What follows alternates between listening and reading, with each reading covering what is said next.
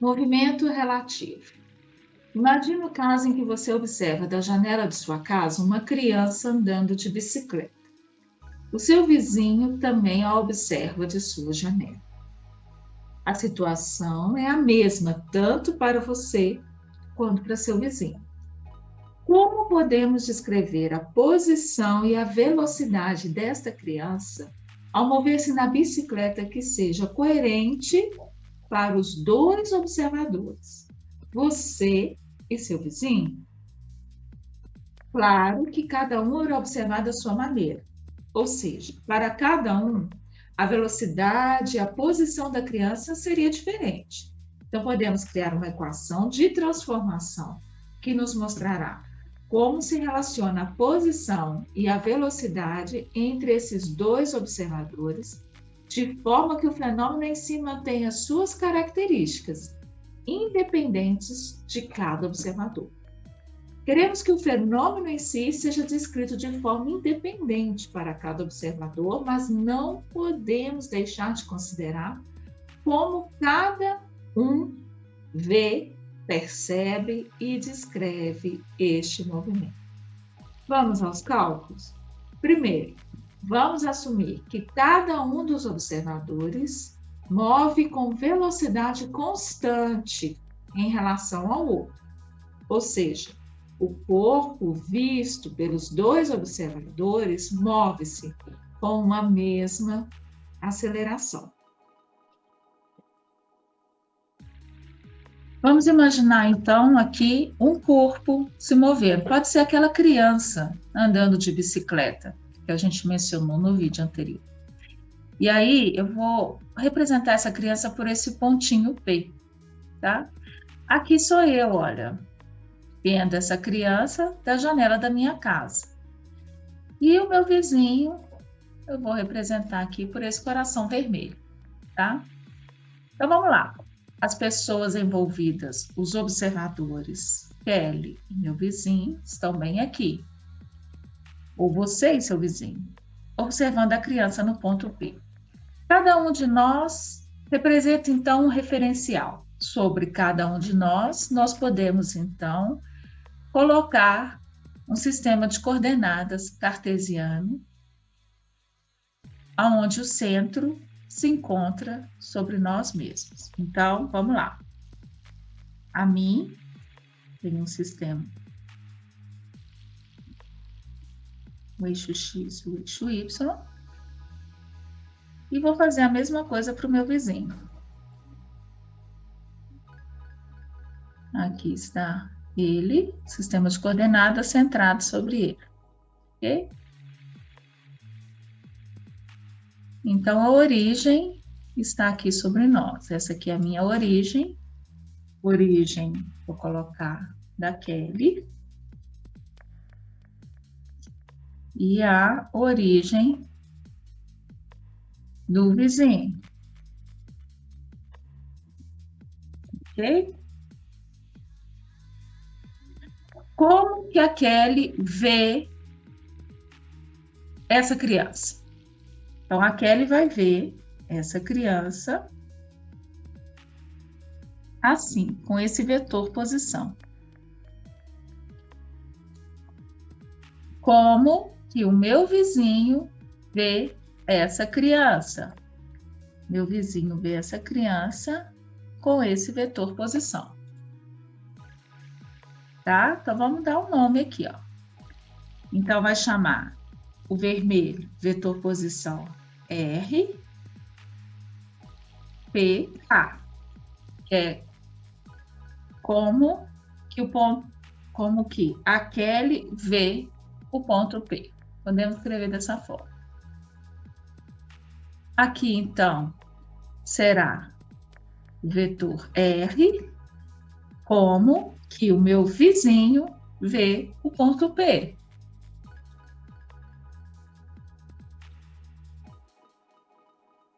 Então, esses são os vetores posições aqui. Vejam que o vetor posição, para cada um dos observadores, vizinho e Kelly, são diferentes, percebem? São diferentes. Bom, agora eu posso também escrever como que a Kelly vê o vizinho, né? Ou o vizinho vê a Kelly, seria também algo possível, mas eu vou escolher como é que a Kelly vê o vizinho dela. Esse vetor posição aqui. Então, aqui nós temos vetor posição, que vai descrever como que a Kelly vê o vizinho. Pronto. Uma vez determinado esse desenho, pela regra da soma geométrica de vetores, a gente pode escrever essa equação de transformação. Então, observem bem aqui, ó. Esse vetor mais esse vetor tem que dar esse vetor vermelho. Então, nós teríamos assim, RAV mais RVP tem que ser igual a RAP. Então, essa seria a relação entre a posição dos observadores entre si e como cada observador vê aquele ponto P. Então, essa é a equação de transformação. Então, nós poderíamos pensar no que seria a velocidade. Então, a velocidade seria a derivada em relação ao tempo de toda essa expressão. Então, eu ia derivar em relação ao tempo desse termo todo, tem que ser igual à derivada em relação a esse segundo termo. Então, isso ficaria da seguinte forma.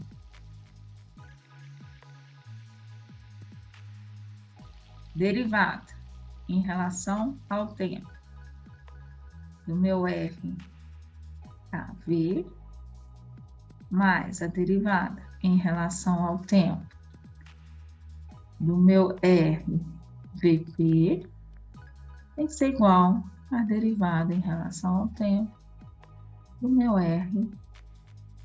Então, lembrando que tudo que a gente faz de um lado da equação tem que ser igual em relação ao outro lado, né? Senão a gente modifica as coisas. A derivada em relação à posição, derivada da posição em relação ao tempo, melhor dizendo, isso dá a velocidade. Então, a velocidade que a Kelly vê o vizinho, mais a velocidade que o vizinho vê o ponto P, tem que ser igual à velocidade com que a Kelly vê o ponto P, certo?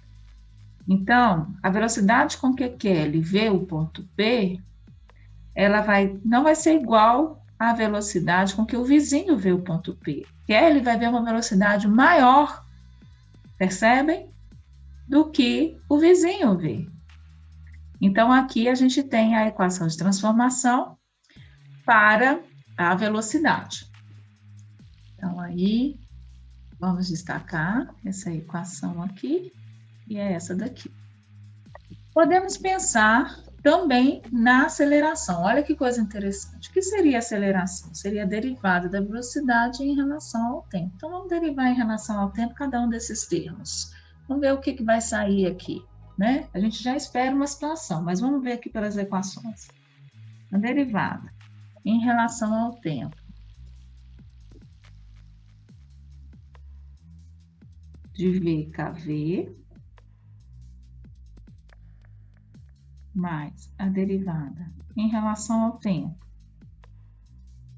da velocidade do meu vizinho, aliás, do ponto P visto pelo meu vizinho, a relação da derivada de VKP.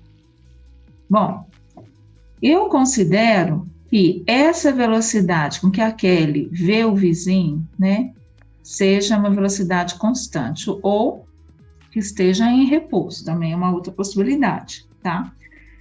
Então, se ela é constante ou ela está aquele ou vizinho parados, né, um em relação ao outro, isso aqui fala que o corpo, e não existe variação em relação ao tempo. Então, esse termo vai dar zero.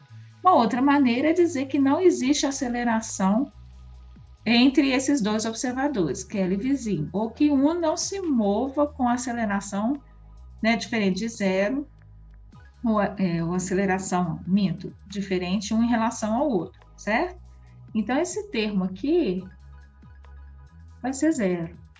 Então, a aceleração com que o vizinho vê o ponto P e a aceleração com que aquele vê o ponto P vai ser igual. É isso que foi descrito anteriormente aí na minha fala, né? Que os dois corpos, então, os observadores, Kelly e vizinho, verão o corpo P se mover com a mesma aceleração. Então, é isso, pessoal. O que eu sugiro para vocês agora? Eu sugiro que vocês façam esse desenho representativo que está aqui, tá bom? Isso vai auxiliar muito a vocês a encontrar essa equação. É muito normal que os alunos confundam, sintam-se perdidos ao fazer qualquer problema de movimento relativo. É uma maneira pessoal minha, mas como para mim deu certo, eu deixo a dica. Então, o que eu faço? Eu faço a representação do problema através de um desenho, como eu fiz aqui com vocês nessa aula, tá? E a partir disso eu construo a equação da posição, vejo que a velocidade é a derivada da posição em relação ao tempo, e normalmente eu paro por aí, porque a gente já considera todas as situações como se os corpos, os referenciais se movessem com velocidade constante. Então, isso que foi escrito em vermelho aqui, na verdade, é apenas a comprovação daquilo que a gente já tem como hipótese, e aí fecha todas as circunstâncias. Então, fica aí a dica para vocês de fazer o desenho antes. Aqui, esse desenho está em 3 dimensões, então, isso vai servir para o mesmo caso, em um movimento unidimensional, tá? Só que aí você vai ter os dois referenciais posicionados numa mesma posição. Você não teria isso aqui deslocado do outro, mas não importa, vai dar o mesmo resultado, porque o que é mais importante para nós aqui é essa equação aqui para nós. Ela é a base. Tendo a posição, a gente determina a velocidade e, consequentemente, tendo a velocidade, a gente pode determinar a aceleração. Ok?